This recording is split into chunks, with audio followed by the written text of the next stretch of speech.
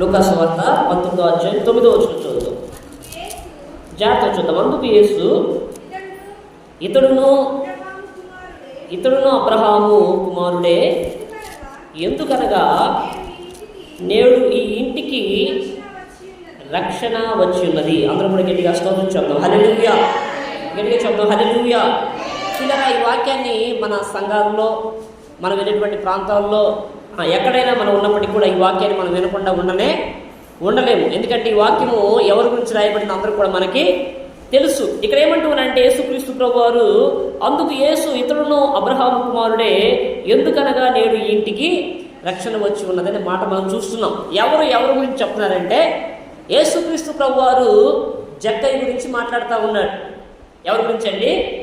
జక్కయ్య గురించి మాట్లాడుతూ ఉన్నాడు. ఏమని అంటా ఉన్నాడంటే, దేవుడు జక్కయ్యని, ఇతడు కూడా అబ్రహాము కుమారుడే, ఇతడు కూడా దీవించబడిన వ్యక్తే, ఇతడు కూడా నీతిమంతుడే, లేకుంటే ఇతడు కూడా విశ్వాసం కలిగిన వాడే, ఎందుకంటే ఇంటికి రక్షణ వచ్చింది అనే మాట మనం చూస్తున్నాం ప్రియులారా.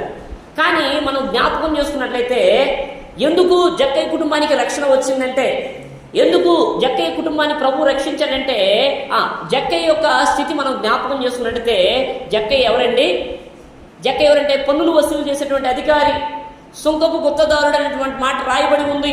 ఈయన యొక్క ఉద్యోగం ఏంటంటే అందరి దగ్గరికి వెళ్ళి పన్నులు వసూలు చేయాలి. అంటే మనకు అర్థమైనట్టు చెప్పాలంటే, ఇప్పుడు మంచినీళ్ళు ట్యాప్లు ఉన్నాయి కదండి మనకి, మంచినీళ్ళు వాడుకున్నందుకు నెలకి ఎంత అమౌంట్ మనం కడతాం. అదేవిధంగా మనం చూడాలంటే కరెంటు బిల్లు మనం కడతాం. అట్లాగే ఈయన కూడా ఇవన్నీ కూడా వసూలు చేసినటువంటి ఒక ఉద్యోగాన్ని కలిగి ఉన్నాడు. అయితే ఈయన ఏం చేస్తున్నాడంటే అన్యాయంగా సంపాదిస్తున్నాడు. ఎలా సంపాదిస్తున్నాడండి? అన్యాయంగా. ఆయన ఉన్నటువంటి ఎరుకో ప్రాంతంలో ప్రజలందరికీ కూడా ఒక అసహ్యకరమైన స్థితిలోకి ఇతను వెళ్ళిపోయాడు. ఆ యొక్క ప్రాంతంలో ఈయన ప్రేమించే వాళ్ళు లేరు. ఈయన గురించి మంచిగా మాట్లాడుకునే వాళ్ళు ఎవరు కూడా లేరు ప్రియులారా.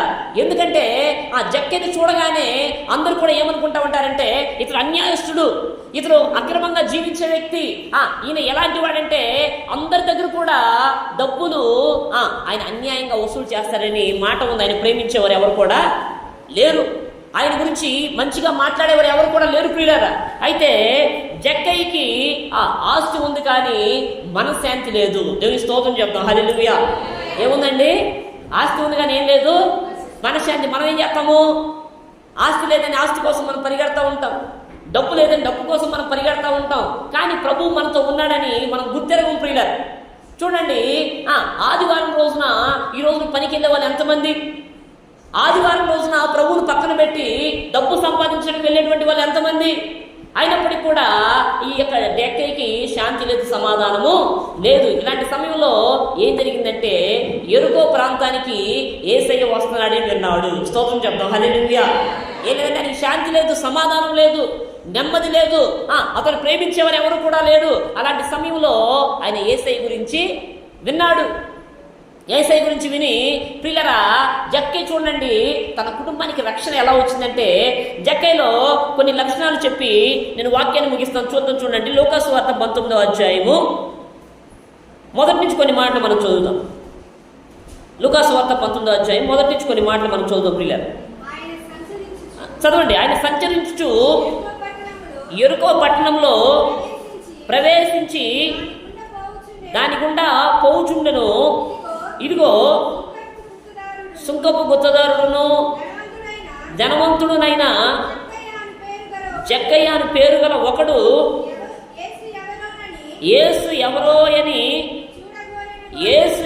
అని చూడగోరెను, కానీ పొట్టివాడైనందున జనులు గుంపుడు ఉండటం వలన చూడలేకపోయాను. దేవునికి స్తోత్రం చెప్తాం. హల్లెలూయా. చూడండి, చాలాసార్లు మనం వాక్యం వినే ఉంటాం జక్కయ్య గురించి. జక్కయ్య యేసుక్రీస్తు ప్రభు వారి ద్వారా తన కుటుంబాన్ని ఎందుకు రక్షించుకున్నాడంటే, మొట్టమొదటిగా జక్కయ్యలో ఉన్న లక్షణం ఏంటంటే యేసు ఎవరో అని చూడాలనుకున్నాడండి. ఏమనుకున్నాడండి? యేసయ్యను చూడాలనుకుంటా ఉన్నాడు జక్కయ్య. అన్యాయస్తుడే కావచ్చు, అక్రమస్తుడే కావచ్చు, సమాజం అంతా కూడా ప్రేమించిన వ్యక్తే కావచ్చు, కానీ తన హృదయంలో తన మనస్సులో ఏమనుకున్నాడంటే యేసయ్యని నేను చూడాలి. దేవుని స్తోత్రం చెప్తాం. హల్లెలూయా. చూడండి, యేసయ్యని నేను చూడాలి, ఆయన ముఖాన్ని నేను చూడాలి, ఆయన యొక్క మాటలు నేను వినాలి అని చెప్పి ఒక ఆశ కలిగి ఉన్నాడండి. ఏం కలిగి ఉన్నాడండి? ఒక ఆశ. మనం కూడా ప్రభు ఎవరో చూడాలని ఒక ఆశ మనం కలిగి ఉండాలి. దేవుని యొక్క సన్నిధికి చూడండి, కోరహ కుమారులు ఏమంటారంటే, ఒక మాట వాళ్ళు ఏమంటారు పిల్లలు, నేను చూపించట్లేదని మాట్లాడుతూ ఉన్నాను. వాళ్ళు ఏమంటారంటే, అదిగో దేవుని యొక్క సన్నిధానికి, దేవుని యొక్క మందిర ఆవరణాన్ని చూడాలని నా ప్రాణం ఎంతో ఆశపడుచున్నది. జీవం కలిగిన దేవుని దర్శించడానికి నా శరీరము, నా హృదయం ఆనందంతో కేకలు వేస్తున్నాయి. దేవుని స్తోత్రం చెప్తాం. హల్లెలూయా. చూడండి, కోరహ కుమారులు ఏమన్నా చూడండి, దేవుని యొక్క సన్నిధికి నేను వెళ్ళాలి, ఆయన మందిరాన్ని నేను చూడాలి, నా సంఘాన్ని నేను కలుసుకోవాలి, నా సేవకుడిని నేను కలుసుకోవాలని చెప్పి వాళ్ళ ఆశ కలుగుతున్నారు. ఎంతమంది మరి మనం ఆశ కలిగి ఉన్నాం? ప్రభు గురించి మనకు తెలుసు, యేసుక్రీస్తు ప్రభు రక్షకుడు అని తెలుసు, దేవుడు అని తెలుసు, ఆయన మన కోసం ప్రాణం పెట్టి చనిపోయి తిరిగి లేచాడని తెలుసు. అయితే ఆయన పట్ల మనకు ఆశ ఉందా? మధ్యాహ్న కాలంలో ప్రభు మనల్ని అడుగుతున్నాడు. కొంతమందికి ఆశ, ఏం ఆశ? డబ్బు ఆశ. కొంతమందికి డబ్బు సంపాదించిన, కొంతమందికి ఆశ, కొంతమందికి అందంగా కనపడాలని ఆశ, కొంతమందికి కారు సంపాదించాలి, మేడలు సంపాదించాలి, బంగ్లాలు సంపాదించాలని ఆశ. కానీ జక్కయ్య ఒక ఆశ కలిగి ఉన్నాడు, ఏంటంటే యేసయ్యను చూడాలి. స్తోత్రం చెప్తాం. హల్లెలూయా. ఎవరు చూడాలండి? యేసయ్యను చూడాలి. నీవు కూడా ఒక ఆశ నువ్వు కలిగి ఉండాలి. ప్రతి వారం కూడా మందిరానికి వెళ్ళాలి, నేను ప్రార్థన కూడికలు జరిగేటప్పుడు వెళ్ళాలి, ప్రభువు మాట వినాలని ఒక ఆశ నువ్వు కలిగి ఉంటే దేవుని వాక్యం సెలవిస్తూ ఉంది, ఆశ కలిగిన ప్రాణాన్ని ఏం చేస్తాడండి? ఆయన తృప్తిపరుస్తాడు. స్తోత్రం చెప్తాం. హల్లెలూయా. నువ్వు ఆశ కలిగి ఉంటే ఒకవేళ నీ భర్త తృప్తిపరుస్తాడు లేదో, నీ భార్య తృప్తిపరిచిందో లేదో, నీ తల్లిదండ్రులు తృప్తిపరుస్తాడు లేదో, కానీ ప్రభు ఎన్న నువ్వు ఆశ కలిగి ఉంటే ఆయన ఏం చేస్తాడండి? నీ ప్రాణాన్ని తృప్తిపరుస్తాడు. తృప్తి ఎప్పుడు కలిగిద్దండి మనకి? అమ్మ చెప్పాలి, తృప్తి ఎప్పుడు కలిగిద్ది? మనం అనుకున్నది జరిగినప్పుడు మనకు తృప్తి. మనం ఫలానా అనుకున్నప్పుడు జరిగినప్పుడు మనకు తృప్తి కలిగింది పిల్లలు. కాబట్టి మొట్టమొదటిగా జక్కయ్య యేసు ఎవరో చూడాలని ఒక ఆశ కలిగి ఉన్నాడు. నీవు నేను కూడా ప్రభు కోసం ఆశ కలిగి ఉండాలి. దేవుని వాక్యం సెలవిస్తా ఉంది, యెహోవా అనుగ్రహించు రక్షణ కొరకు మీరు ఆశతో కనిపెట్టుకోవాలి. దేవుని కొరకు ఎలా కనిపెట్టుకోవాలండి? ఆశతో కనిపెట్టుకోవాలి. చూడండి, ఎవరైనా డబ్బులు ఇస్తారంటే మనం ఏం చేస్తామండి? ఒక వారంలో డబ్బులు ఇస్తారంటే కలిపెట్టుకుంటూ ఉంటాం, వారం ఎప్పుడు వచ్చిద్దా, ఆయన డబ్బులు ఎప్పుడు ఇస్తాడా, ఆశ కలిగి మనం చూస్తూ ఉంటాం. అదేవిధంగా దేవుని కోసం కూడా నువ్వు ఆశ కలిగి ఉండాలి. దేవుని వాక్యం సెలవిస్తూ ఉంది, యెహోవా కొరకు ఎవరైతే ఆశ కలిగి ఆయన కోసం ఎదురు చూస్తారో వారు నూతన బలాన్ని పొందుకుంటారు. దేవుని స్తోత్రం చెప్తాం. హల్లెలూయా. ఏం పొందుకుంటావు నువ్వు? దేవుని కోసం ఆశ కలిగి ఎదురు చూస్తూ ఉంటే నూతనమైన బలం నీకు వచ్చింది. నువ్వు తినే ఆహారాన్ని బట్టి కాదు, నువ్వు త్రాగే నీళ్లను బట్టి కాదు, నువ్వు వేసుకునేటువంటి ఆ యొక్క మందులు బట్టి కాదు, కానీ దేవుడి కోసం ఒక ఆశ కలిగి ఉంటే దేవుడు ఏమంటాడండి? నీకు బలాన్ని ఇస్తానంటాడు. దేవుడు ఏమిస్తానంటాడండి? బలహీనలు బలపరిచే దేవుడైనా, కృంగిపోయిన వారిని లేవనెత్తే దేవుడైనా, ఎవరైతే యేసయ్యను చూడాలనుకుంటారో చూడండి, పాపాత్ములైన ఒక స్త్రీ ఉందని పిల్లలు. ఈ మాట చెప్పి నేను వాక్యాన్ని ముందుకు తీసుకెళ్తాను. పాపాత్ములైన ఒక స్త్రీ ఉంది. ఆ స్త్రీ ఏం చేసిందంటే, యేసుక్రీస్తు ప్రభు వారు ఒక చోట ఉన్నాడని తెలిసి సీమోను అనేటువంటి వారి ఇంట్లో భోజనానికి వచ్చాడని తెలిసి ఏం జరిగిందంటే, ఆమె ఏం చేసింది తెలుసండి? వెళ్ళి ఏం చేస్తుందండి? అత్తరు తీసుకొచ్చి ఆయన పాదాలకు పూసి తల వెంట్రుకలతో తుడిచి కన్నీరుతోటి కడిగి తల వెంట్రుకలతో తుడిచింది ప్రియుల. అంటే ఆమె ఆశ ఏంటి? నేను పాపాత్మురాల్ని, నేను దేనికి కూడా పనికిరాని దాన్ని, సమాజం అంతా వెలివేసిన దాన్ని, నన్ను ప్రేమించేవాళ్ళు లేరు, అయినప్పటికీ కూడా నా యేసయ్య దగ్గరికి వెళ్తే నాకు ఒక ఆదరణ కలిగిందని ఒక ఆశతోటి ఆయన దగ్గరికి వచ్చింది. స్తోత్రం చెప్తాం. హల్లెలూయా. చూడండి, వెంటనే ఆ విధంగా చేస్తా ఉంటే చుట్టుపక్కల వాళ్ళందరూ అనుకుంటా ఉన్నారు, ఒక పాపాత్ములైన స్త్రీ ప్రభు పాదాలు పట్టుకుంటుంది ఏంటి? ప్రభు ఈయన దేవుడైతే, ఈయన బోధకుడు కదా, ఆమె ఎలాంటి స్థితి కలిగి ఉందో ఈయనకి తెలియదని చెప్పి మనసులో కొనుక్కుంటారు. ఎందులో కొనుక్కుంటారండి? నీ ముందు మనుషులు ఎలా ఉంటారంటే నేను పొగుడుతారు, నువ్వు పోవడంగా నువ్వు అనుకుంటావో నేను వీరురాల్ని శూరురాల్ని నన్ను మించిన వాళ్ళు లేరనుకుంటావు. కానీ పక్కకి వెళ్ళి ఏం చేస్తాడు? నీ గురించి చెడ్డగా మాట్లాడతాడు. పైకి నువ్వు బాగుండాలని కోరుకుంటారు ప్రజలు, కానీ మనసులో నువ్వు పాడైపోవాలని కోరుకుంటారు.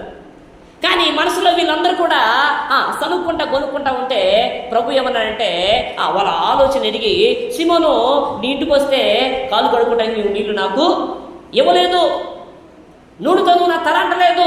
కానీ ఈమెం చేసిందంటే చూడండి, కాలు కడుక్కోవడానికి ఎన్ని నీళ్ళు కావాలండి మీరు చెప్పాలి, చెప్పండమ్మా. కాలు కడుక్కుంటారు కదా బయట నుంచి వచ్చిన తర్వాత, ఎన్ని నీళ్ళు కావాలి మనకి? ఒక చెంబు నీళ్లు కావాలంటే చూడండి, ఆమె కన్నీళ్లతోటి ఆయన పాదాలు కడిగిందంటే ఎంత కన్నీరు కార్చింది ఆలోచించే. ఆమె అంత కన్నీరు కారిస్తే ప్రభు ఏమన్నాడు తెలుసా? ఆశ కలిగి నా దగ్గరికి వచ్చింది, ఆశ కలిగి నా దగ్గరికి వచ్చింది కాబట్టి, ఆమె విస్తారంగా నన్ను ప్రేమించింది కాబట్టి ఆమె విస్తారమైన పాపాలు క్షమించబడ్డాయి. స్తోత్రం చెప్తాం, హల్లెలూయా. చూడండి, పాపాలు క్షమించబడ్డానికి ప్రార్థన ఏం చేయాలి? ఆమె తన పాపాలు పోగొట్టుకోవడానికి ఉపవాసం ఉండలేదు. ఆమె ఒక ఆశ కలిగి ఉంది. స్తోత్రం చెప్తాం, హల్లెలూయా. నీవు నేను కూడా ఎలా ఉండాలండి? ఆశ కలిగి ఉండాలి. దేవుని కోసము, దేవుని యొక్క మాట ఏది నాతో మాట్లాడతాడు, ప్రభు నా కోసం ఏమి సిద్ధపరచని ఒక ఆశతోటి నీవు రావాలి. స్తోత్రం చెప్దాం, హల్లెలూయా.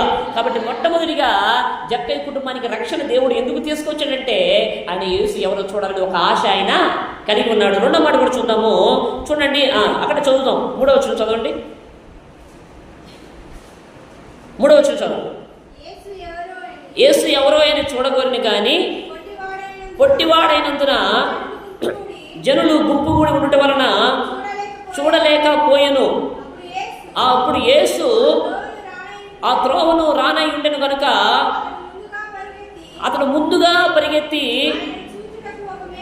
ఆయన చూచుటకు ఒక మేడి చెట్టు ఎక్కెను. అందరూ కూడా గట్టిగా స్తోత్రం చెప్తాం, హల్లెలూయా. గట్టిగా చెప్తాం, హల్లెలూయా. చూడండి, మొట్టమొదటిగా యేసు ఎవరో చూడాలని ఒక ఆశ కలిగి ఉన్నాడు. మనకు కూడా ఆశ ఉండిద్దండి. కానీ ఆశ ఎప్పుడు నెరవేరుద్ది? మనం అనుకున్న దాని ప్రకారం నడిచినప్పుడు నెరవేరుద్ది. ఈయన కూడా ఒక ఆశ కలిగి ఉన్నాడు. ప్రభువుని నేను చూడాలి, ప్రభువుని నేను చూడాలంటే ఆయన ప్రాంతానికి వస్తున్నాడని చెప్పి అనుకున్నాను. పిల్లరా, ఇంట్లో ఉంటే చూస్తాడు ప్రభువుని? అమ్మా, యేసుక్రీస్తు ప్రభు ఇప్పుడు సరే ఈ ప్రాంతానికి ఒక అధికారి వస్తున్నాడు అనుకుందాం. ఆయన చూడాలంటే ఎక్కడికి రావాలి? నువ్వు ఇంట్లో నుంచి బయటికి రావాలి, ఆయన ఉన్న ప్రాంతానికి నువ్వు రావాలి. అయితే ఈయన కూడా ఏం చేశారంటే, చూడండి పిల్లరా, ముందుగా సిద్ధపడ్డాడు. స్తోత్రం చెప్తాం, హల్లెలూయా. యేసుక్రీస్తు ప్రభు వారి కంటే కూడా ముందుగా ఆయన చూడాలని ఒక ఆశ కలిగి ముందుగా పొట్టివాడే, నేను చూడలేను, నేను పొట్టివాడిని, జనం అనేక మంది వస్తారు, ప్రభు వస్తానంటే అనేక మంది గుంపులుగా వస్తారు, అయితే నేను ఆయన చూస్తానో లేదో అని చెప్పి ముందుగా ఏం చేశాడండి? మేడి చెట్టు ఎక్కాడు. స్తోత్రం చెప్తాం, హల్లెలూయా. తన ఆశ చూడండి. ఒక ధనవంతుడు ఎవరైనా ఆ ఊర్లోనే ధనవంతుడు. ఇప్పుడు మన ఊర్లో ఈ వెనకలు మొత్తానికి ఒక ధనవంతుడు వచ్చాడు అనుకోండి, ఆయన మన ఎదురు చెట్టు ఎక్కుతున్నాడు అనుకోండి, ఏమనుకుంటాం మనం? అర్థమవుతుందా? ఈ ఊరు మొత్తంలోనే ఒక ధనవంతుడు వచ్చి గబా చెట్టు ఎక్కుతున్నాడు, మనం ఏమనుకుంటాం? ఏంట్రా బాబు, వీడికి పిచ్చి పెట్టిందా, డబ్బు ఎక్కువై మైండ్ పోయినట్టుందా వీడికి? కానీ అవేం పట్టించుకోలేదు ఆయన. నన్ను ఎవరు ఏ విధంగా నా గురించి మాట్లాడినప్పటికీ కూడా నేనేం చేయాలంటే నా ప్రభువుని నేను చూడాలి. దేవుని స్తోత్రం చెప్తాం, హల్లెలూయా. ముందుగా పిల్లరా, ముందుగా అంటే సిద్ధపడతా ఉన్నాడు. ఏం పడతాడండి ఆయన? సిద్ధపడతాం. ఎప్పుడైనా సిద్ధపడ్డావా ప్రభు సన్నిధికి రావడానికి? పెద్దలాడే చాలామంది చూడండి, మీకు ఒక విషయం చెప్తాను. ఒక పిల్లలు స్కూల్కి పంపిస్తా ఉన్నారట. ఎక్కడ పంపిస్తారండి? స్కూల్కి పంపిస్తూ ఉంటే స్కూల్కి పంపించక ముందు కాకరకాయ తీసుకొచ్చి, అరే బాబు ఇదేంట్రా అంటే కాకరకాయ అని చెప్పేవాడు. ఏమని చెప్పేవాడండి? కాకరకాయ అని చెప్పాడు. స్కూల్కి పంపించిన తర్వాత 10 రోజులు అది చూపిస్తే ఇదేంట్రా అంటే కేకరకాయ అంటున్నాడండి. ఏమన్నాడండి?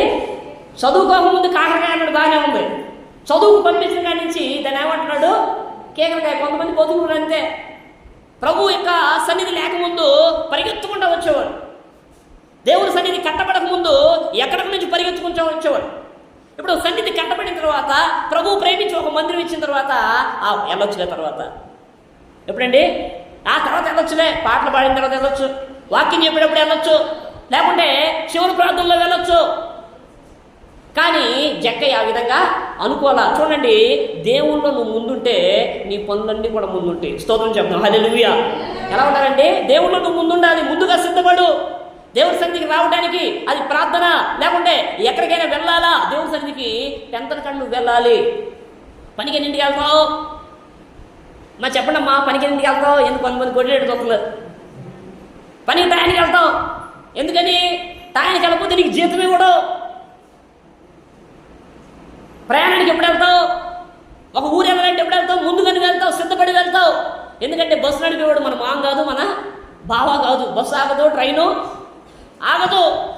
అదేవిధంగా ప్రభువులో నువ్వు ముందు లేకపోతే ప్రభువుతో ప్రయాణించే ప్రయాణం కూడా ఆగదు, అది సాగిపోతానే ఉండింది. అయితే నువ్వు ముందు వరుసలో ఉన్నావా లేదా? దేవుని స్తోత్రం చెప్తాం. హల్లెలూయా. చూడండి, చాలాసార్లు చెప్తా ఉంటారు సేవకులు. చాలాసార్లు ఎందుకు చెప్తారంటే, మీరు ముందు వస్తే మాకేం సన్మానం చేయదు, దాంట్లో లేదు, లేకపోతే లాస్ట్ అయితే జరిగేదేం లేదు. కానీ నువ్వు దేవుని దీవుని నువ్వు పొందుకోవాలంటే జక్కయ్యలాగా ముందుగా నువ్వు సిద్ధపడి రావాలి. స్తోత్రం చెప్తాం. హల్లెలూయా. ఇంటి దగ్గర సిద్ధపడాలి. పాటలు పాడే వ్యక్తివా, పాట పాడడానికి సిద్ధపడి ఇంటి దగ్గర. పరిచయం చేసే వ్యక్తిగా ఇంటి దగ్గర ముందుగా సిద్ధపడు, ప్రార్థనాపూర్వకంగా సిద్ధపడి నువ్వు దేవుని సన్నిధికి రావాలి. స్తోత్రం చెప్తాం. హల్లెలూయా. చూడండి, ఆలస్యం చేసినటువంటి ఏశావు జీవితంలో దీవెనలు లేవు, ఏశావు జీవితంలో ఆశీర్వాదాలు లేవు. తన తండ్రి అయినటువంటి ఆ యొక్క ఇస్సాకు ప్రియులారా, అవసాన కాలం ముందు, ముసలితనం ముందు, నేను చనిపోక ముందు నువ్వు తెచ్చిన ఆహారం తిని నేను నిన్ను దీవిస్తానంటే ఏం చేశాడండి? ఏశావు ఎప్పుడు వచ్చాడండి? ఆలస్యంగా వచ్చాడు. ఎప్పుడు వచ్చాడండి? యాకోబు ముందు వచ్చాడు. అంటే ఏశావు ఆలస్యంగా రావడం వల్ల ఆశీర్వాదానికి బదులు ఏమొచ్చినాయి? శాపాలు వచ్చినాయి. దేవుని యొక్క ఉద్దేశం ఏంటి? నువ్వు శపించబడాలని దేవుని ఉద్దేశం కాదు. నువ్వు దిక్కుమాలిన స్థితిలో ఉండాలని ప్రభు యొక్క ఉద్దేశం కాదు. నువ్వు కృంగిపోయిన స్థితిలో ఉండాలని ప్రభు ఉద్దేశం కాదు. కానీ అందరికంటే గొప్పగా ఉండాలని ప్రభు కోరుకుంటున్నాడు. స్తోత్రం చెప్తాం. హల్లెలూయా. నువ్వేమనుకుంటున్నావు? నాకెందుకు ప్రభు గొప్ప, నాకెందుకు ఆశీర్వాదము, నేను అట్టాగే ఉంటాను, నేను ఎప్పుడు చూసినా నేను లేట్గానే వస్తాను అనుకుంటున్నాను. కానీ దేవుని వాక్యం సెలవిస్తూ ఉంది, జక్కయ్య తన కుటుంబాన్ని రక్షించుకోవడానికి కారణం ఏంటంటే దేవుని సన్నిధిలో ముందుగా సిద్ధపడ్డాడు. మొట్టమొదటిగా యేసయ్య ఎవరో చూడాలని ఒక ఆశ కలిగి ఉన్నాడు. రెండోదిగా ముందుగా సిద్ధపడ్డాడు. నేను కూడా ముందుగా మందిరానికి వెళ్తాను, చేతులు ఎత్తండి. నేను కూడా ముందుగా మందిరానికి వెళ్తాను, చేతులు ఎత్తండి. ఎవరు ఎత్తండి? చాలా మంది. అలాగే అర్థం కాక ఏం చెప్తుంది కూడా. ఎందుకంటే పిల్లరా, ముందుగా వెళ్తే ఏం జరిగిందంటే నీకు దేవుడు మేలులు కలిగిస్తాడు. స్తోత్రం చెప్తాం. హల్లెలూయా. చూడండి, మగ్దలేని మరియా యేసుక్రీస్తు ప్రభు వారు చనిపోయి తిరిగి లేచినటువంటి ఆదివారపు రోజున అందరికంటే ముందుగా పెందలకడే, శిష్యులు కూడా వెళ్ళలేదండి, ఒక స్త్రీ ప్రభు కోసం వెళ్ళింది. ప్రభువును చూడాలని ముందుగా సిద్ధపడి వెళ్తే పిల్లరా, ఆ సమాధి ఖాళీగా ఉంటే ఏడుస్తూ ఉండిద్దండి మరియా. ఏడుస్తా ఏమిటంటే యేసుక్రీస్తు ప్రభు అక్కడ ఉంటే తోటమని అనుకొని, అయ్యా నా ప్రభుని ఎవరో ఎత్తుకెళ్ళారు, నీకు కనపడితే చెప్పు, నేను ఆయన మోసుకొని వెళ్తాను. స్తోత్రం చెప్తాం. హల్లెలూయా. చూడండి, ఒక స్త్రీ ఏమంటుందండి? ప్రభుని మోసుకొని వెళ్తుందంట. నీవు ఎంతకాడికి ఈ కుటుంబ బాధ్యతలు మోయటమే సరిపోతున్నాయి, నీకున్న భారాలు మోయటమే సరిపోతా ఉంది. దేవుడు ఏమంటా ఉన్నాడంటే, నీ పనుల భారం నా మీద వేయి, నేను వాటిని మోస్తానని ప్రభు అంటా ఉంటే నువ్వు వదిలేయా, నువ్వు వేడ మొత్తం మేము మోసుకుంటా ఉంటున్నాం మనం. అందుకే ఎందుకు మన జీవితాల్లో కష్టాలు పోవట్లేదంటే, శోధనలు పోవట్లేదంటే, ఇరుకులు పోవట్లేదంటే, ఇబ్బందులు పోవాలంటే నీ అంతటా నీవు నీ భారాన్ని తొలగించుకోవాలనుకుంటున్నావు. అది నీ వల్ల కాదు. నీ సొంత తెలివి చాలదు, నీ సొంత శక్తి చాలదు, బలము చాలదు. కానీ ప్రభు ఏమన్నాడంటే, మీ చింత యావత్తు నా మీద వేయండి, నేను చూస్తాను మీ చింత, నేను చూస్తాను మీ బాధ అంటాను. కాబట్టి రెండోదిగా ముందుగా సిద్ధపడి ప్రభువుని చూడటానికి ఒక మేడు చెట్టు ఎక్కాడు. స్తోత్రం చెప్తాం. హల్లెలూయా. చూడండి, ఈ మాట చెప్పి ముందుకు వెళ్తాం. 4వ వచనం చదువుదాము, 5వ వచనం చదువుదామండి. 5వ వచనం, యేసు ఆ చోటికి వచ్చినప్పుడు కన్నులెత్తి చూచి, జక్కయ్య త్వరగా దిగుము, నేడు నేను ఇంత ఉండవలసినదని అతడు చెప్పగా అతడు త్వరగా దిగి సంతోషంతో ఆయన చేర్చుగలను. గట్టిగా స్తోత్రం చెప్తాం. హల్లెలూయా. గట్టిగా చెప్తాం. హల్లెలూయా. మూడోదిగా పిల్లలు ఇక్కడ చూసినట్టయితే యేసయ్య చూడండి ఒక ఆశ కలిగి ఉన్నాడు కదా. తన ఆశ చూచిన దేవుడు, తన కోరిక చూచిన దేవుడు. దేవుడు ఈ జక్కయ్య అన్యాయస్తుడు, అక్రమస్తుడు, సరిగా జీవితాన్ని జీవించిన వ్యక్తి కాదు. అయినప్పటికీ కూడా యేసయ్యని చూడాలని ఒక ఆశ కలిగి రెండోదిగా ముందుగా సిద్ధపడి మేడు చెట్టు ఎక్కగానే ఆ చోటికి రాగానే ప్రభు అక్కడ నిలిచిపోయాడు. స్తోత్రం చెప్తాం. హల్లెలూయా. దేవుడు నడిచి వెళ్తా ఉన్న వ్యక్తి ప్రభు ఒక్కసారిగా ఆ చెట్టు దగ్గర ఆయన ఆగిపోయాడు. నీవు కూడా ఆశ కలిగి ఉంటే దేవుడు నీ కుటుంబం దగ్గర ఆగుతాడు, నీ ప్రార్థన చేస్తే ఆయన ఆగుతాడు. కాబట్టి చూడండి, వెంటనే దిగేమన్నాడంటే యేసయ్య కన్నులెత్తి పైకి చూసేమనంటే, జక్కయ్య త్వరగా దిగిరా, నేను మీ ఇంట్లో ఉంటాను అనగానే ఆయన త్వరగా దిగి ఆయన ఏం చేశాడంటే సంతోషంతో చేర్చుకున్నాడు. స్తోత్రం చెప్తాం. హల్లెలూయా. మూడోదికి ఎలా అండి? సంతోషము. ప్రభువుని ఎలా చేర్చుకున్నాడంటే సంతోషంతో, సలుగుతా కాదు, గొలుగుతా కాదు, సంతోషంతో ప్రభువుని చేర్చుకున్నాడు. సంతోషంతో ప్రభువును ఆహ్వానించాడు. సంతోషంతో యేసుక్రీస్తు ప్రభువారు అన్యాయస్తులైన నా ఇంటికి రావటం ఏంటి, అక్రమస్తులైనటువంటి నా ఇంటికి రావటం ఏంటి, పాపం చేసిన వ్యక్తిని, ఎవరు కూడా ఇష్టం లేని వ్యక్తిని నా దగ్గరికి రావటం ఏంటి అని చెప్పి అనుకొని పిల్లరా సంతోషంతో ఆయన్ని చేర్చుకున్నాడు. చూడండి, మనం కూడా ప్రభువుని ఎలా చేర్చుకోవాలంటే సంతోషంతో నీ హృదయంలో చేర్చుకోవాలి. ఆయన కష్టం వచ్చినప్పుడు పక్కన పెడుతుంటవి, బాధ వచ్చినప్పుడు పక్కన పెడతా ఉంటవి, అవసరమైన ప్రభువా నాలుగు రాయ్యా అంటుంటవి. ఎలాగది చూడండి, ఇప్పుడు మనుషుల స్వభావం చూడండి. ఇప్పుడు నీతో ఒకరు మంచిగా ఉంటారు అనుకోండి, వాళ్ళని అవసరం వచ్చినప్పుడే నువ్వు మాట్లాడుతూ ఉంటే నీతో మాట్లాడతారు, వాళ్ళు మాట్లాడరు. నీకు అవసరం వచ్చినప్పుడే, లేకుంటే నీకు ముద్దు వచ్చినప్పుడే వాళ్ళతో మాట్లాడంటే వాళ్ళు నీతో మాట్లాడాలి. ఏమంటారంటే, అమ్మా నువ్వు అవసరమైతేనే పలుకుతున్నావు, లేకుంటే నాతోటి పలకట్లా. ప్రభువుని కూడా ఈ విధంగా చాలాసార్లు మనము అవసరానికి వాడుకుంటా ఉన్నాం. మేము ప్రభువుని సంతోషంగా నువ్వు చేర్చుకోవాలి. నీ హృదయంలో ప్రభు ఉంటే ఏ కష్టం కూడా నీకు కష్టంగా కనపడదు. ఎందుకని ఆయన నీ హృదయంలో ఉన్నాడు. సంతోషంతో చేర్చుకో ప్రభువుని, సంతోషం నీ హృదయంలో చేర్చుకో ఆయన్ని. దేవుని వాక్యం సెలవిస్తా ఉంది, ఎవరైతే వాళ్ళ హృదయాలను చేర్చుకుంటారో వాళ్ళ కుటుంబాలను తరతరాలకు ఆశీర్వాదకరంగా మన దేవుడు మారుస్తాడు. స్తోత్రం చెప్తాం, హల్లెలూయా. అబ్రహాం ఏం చేశాడండి? సంతోషంతో ప్రభువు మాట చేర్చుకున్నాడు. సంతోషంతో యేసుక్రీస్తు ప్రభువుని ఆ యొక్క దేవుణ్ణి తన హృదయంలో చేర్చుకున్న కాడి నుంచి ఎన్నో కష్టాలు వచ్చినాయి. కష్టాలు వస్తాయండి, బాధలు వస్తాయి, ఇరుకులు వస్తాయి, ఇబ్బందులు వస్తాయి. కానీ చూడండి, అన్నీ ఉన్నప్పుడు దేవుని ఆరాధించే వాళ్ళు ప్రభువుకి అవసరమే. కానీ ఏమీ లేకపోయినా కూడా ప్రభువుని మనము ఆరాధించాలి. యోగును చూడండి, యోగును మనం చూసినట్టయితే అన్నీ ఉన్నప్పుడు దేవుని ఆరాధించాడు, అన్నీ పోయినా కానీ దేవుని ఆరాధించాడు, సంతోషంతో ఆరాధించాడు. తన భార్య వచ్చి ఇంకా ఏం భక్తి చేస్తావో, తన భార్య వచ్చి అంటా ఉంది ఇంకా ఏమి ప్రభువుని చేర్చుకుంటావు అని దూషించి చనిపో అంటే మూర్ఖురాలులాగా నీవు మాట్లాడొద్దు. కొంతమంది మూర్ఖులు ఉంటారు, కొంతమంది మూర్ఖులు నీ దగ్గరికి వస్తారు. వాళ్ళు వచ్చి ప్రభువుని నమ్ముకున్నావు కదా, నీకేం జరిగిందంటారు. ప్రభువుని నమ్ముకున్నావు కదా, ఏం జరిగిందని చెప్పి అన్నప్పుడు నువ్వు అంటావు, నిజమనే నాకేమి జరగలా. అలా కాదు, కానీ నువ్వేం చెప్పాలంటే ఏమి జరిగినా ఏమి జరగకపోయినా నేను ఆయన ఆరాధిస్తాను. స్తోత్రం చెప్తాను, హల్లెలూయా. కాబట్టి మన హృదయాల్లోకి సంతోషంగా ఆయన చేర్చుకోవాలి. పిల్ల సంతోషంగా చేర్చుకుంటే ప్రభు ఏం చేస్తాడంటే నీ దగ్గరే ఉంటాడు. ఆయన ఎప్పుడు ఉంటాడండి? నీ దగ్గరే ఉంటాడు. నువ్వు పొలం దగ్గరికి వస్తాడు ఆయన. నువ్వు ప్రయాణం చేస్తాంటే నీతో పాటు ఆయన ఉంటాడు. నువ్వు ఎప్పుడైతే ఆయన సంతోషంగా చేర్చుకుంటావో నువ్వు ఎక్కడికి వెళ్తే అక్కడికి నీ దేవుడు వస్తాడు. స్తోత్రం చెప్తాం, హల్లెలూయా. ఎక్కడికి వెళ్ళినా కానీ ఆయన నీతో వస్తాడు. ఎందుకంటే సంతోషంతో ప్రభువుని మనము చేర్చుకోవాలి. చూడండి, 4వ మాట చెప్పి నేను వాక్యాన్ని ముగిస్తాను. చూడండి, 7వ వచనం చదువుదాం. 7వ వచనం మనం చదువుదాం. అందరూ అది చూచి ఈయన పాపి అయిన మనుషుని యొక్క బస చేయ వెళ్ళనని చాలా సనుక్కొనిది. చూడండి మాట, జక్కయ్య నిలువబడి, ఇదిగో ప్రభువా నా ఆస్తిలో సగము బీదలకు ఇచ్చి ఉన్నాను, నేనెవని యొద్ద అయినను అన్యాయంగా దేనైనను తీసుకుని ఎడల అతనికి 4 వంతులు మళ్ళా చెల్లించునని ప్రభువుతో చెప్పాను. దానికి స్తోత్రం చెప్తాను, హల్లెలూయా. చూడండి, ఎప్పుడైతే యేసుక్రీస్తు ప్రభువాన్ని హృదయంలో చేర్చుకున్నాడో తన పాప బ్రతుకంతా కూడా ఇక ఆయన విడిచిపెడతా ఉన్నాడు. యేసుక్రీస్తు ప్రభుని ఎప్పుడైతే తన హృదయంలో చేర్చుకున్నాడో యేసుక్రీస్తు ప్రభువాన్ని ఇంకా ఇంటికి కూడా వెళ్ళలేదండి. అనేక మంది ఏమనుకుంటా ఉన్నారంటే పాపి అయినటువంటి ఈ వ్యక్తి దగ్గర ప్రభు వెళ్ళటం ఏంటి, ఈ యొక్క అన్యాయమైనటువంటి వ్యక్తి ఇంటికి ప్రభు వెళ్ళటమైందని అందరూ కూడా సనుక్కుంటున్నారు, కొనుక్కుంటున్నారు పిల్లలు. అయితే యేసుక్రీస్తు ప్రభు ఇంకా ఇంటికి వెళ్ళలేదు. ఆయన ఏమన్నాడు తెలుసా?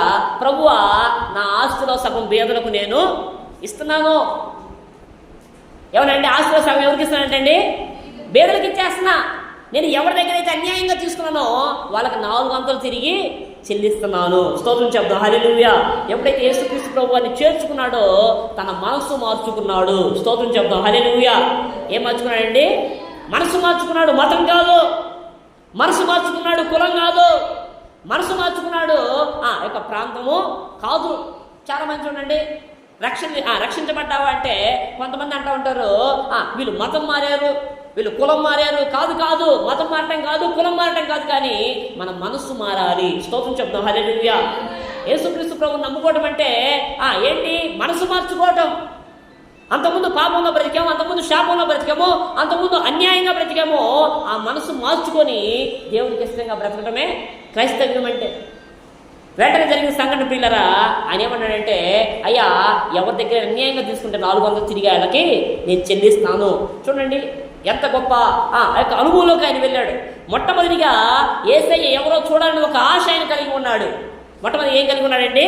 యేసయ్యని చూడాలంటే ఒక ఆశ ఆయన కలిగి ఉన్నాడు. రెండోదిగా ముందుగా సిద్ధపడి మేడు చెట్టు ఎక్కాడు. మూడోదిగా చెప్పాలండి, మూడోదిగా ఏం చేశాడు అని నేను చెప్పాలి. మూడోది ఏం చేశాడు?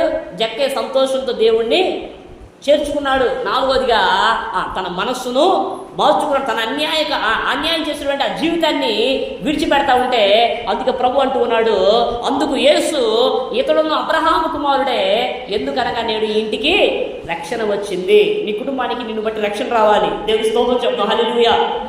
నిన్ను బట్టి ఏం రావాలండి? నీ కుటుంబానికి రక్షణ రావాలి. నీ కుటుంబంలో ఎవరైతే మారు మనసు పొందలేదో, ఎవరైతే బాప్తిసం పొందలేదో, ఎవరైతే తాగుబోతులుగా ఉన్నారో, ఎవరైతే తిరుగుబోతులుగా ఉన్నారో, ఎవరైతే బాధ్యతలు లేకుండా ఉన్నారో వాళ్ళ కోసం నువ్వేం చేయాలి? ప్రార్థన చేయాలి. ప్రచారం చేయకూడదు. మా ఆయన ఎట్లా చేస్తున్నాడు, మా తమ్ముడు ఎట్లా చేస్తున్నాడు, మా అక్క ఎట్లా చేస్తుందని చెప్పి ప్రచారం చేయకూడదు. ప్రార్థన చేయి. వాళ్ళు రక్షించబడాలని ప్రార్థన నువ్వు చేయి.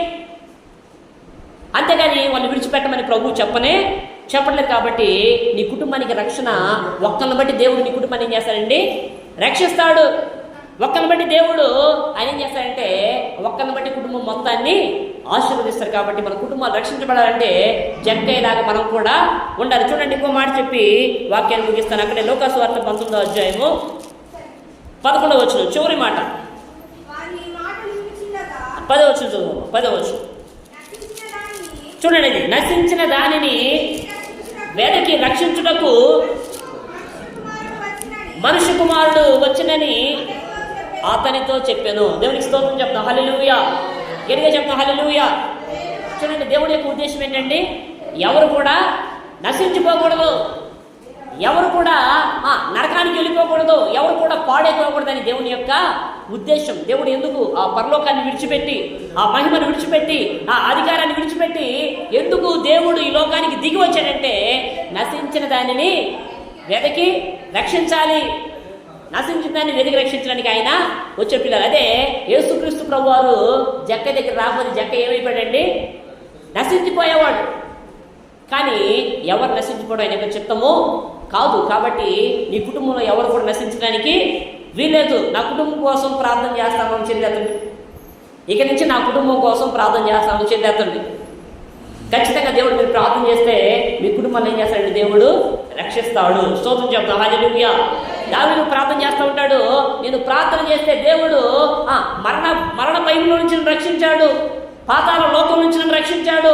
ఇదిగో అనేక వేదనలు నన్ను చుట్టుకున్నప్పుడు, అనేక శ్రమలు నాకు వచ్చినప్పుడు నేను ప్రార్థన చేస్తే ప్రభువు నన్ను రక్షించాడు. స్తోత్రం చెప్తాం. హల్లెలూయా. దేవుడు రక్షించే దేవుడు అండి, కనికర దేవుడు అయినా విడిచిపెట్టే దేవుడు కాదు. చూడండి, ఒక చిన్న సాక్ష్యం చెప్పి వాక్యాన్ని ముగిస్తాను. ఒక రోజున ఆరాధనకు వస్తా ఉన్నాను పిల్లలు. ఆదివారం రోజున సమయం చాలా అయింది, లేట్ అయింది. నేను చాలా ఫాస్ట్గా వస్తూ ఉన్నాను. బండి మీద వస్తూ ఉంటే ఆ యొక్క చెరుకులపేట దాటిన తర్వాత ఒక లారీ ముందుగా వెళ్తుంది. ఏమవుతుందండి?